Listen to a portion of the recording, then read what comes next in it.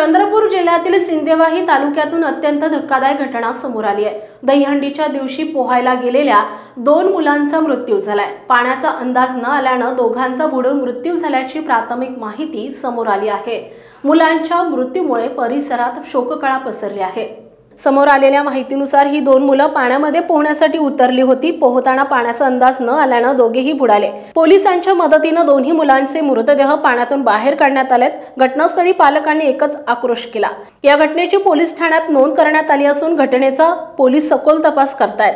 सिंदेवाही तालुक्यातल्या टेकरी नदीमध्ये पोहायला गेलेल्या 2 मुलांचा मृत्यू झाल्याची घटना शनिवारी दुपारी घडली आहे। जीत वाकडे आणि आयुष गोपाले अशी मृत मुलांची नावे आहेत। आज शाळेला सुट्टी असल्याने नदीवर पोहण्यासाठी सिंदेवाही येथील काही मुले टेकरी गावाजवळील नदी घाटावर पोहण्यासाठी गेली होती। याच वेळी दोघांचा नदीच्या पाण्यात बुडून मृत्यू झालाय। घटनेची माहिती प्राप्त होताच सिंदेवाही पोलिसांनी मुलांचे मृतदेह पाण्यातून बाहेर काढल्यानंतर शवविच्छेदनासाठी सिंदेवाही ग्रामीण रुग्णालयात हलवले। या घटनेने वाकडे आणि गोपाले कुटुंबावर दुःखाचा डोंगर कोसळला असून परिसरात दुर्दैवी घटनेमुळे शोक व्यक्त केला जातोय। घटनेचा पुढील तपास सिंदेवाही पोलीस करत आहेत।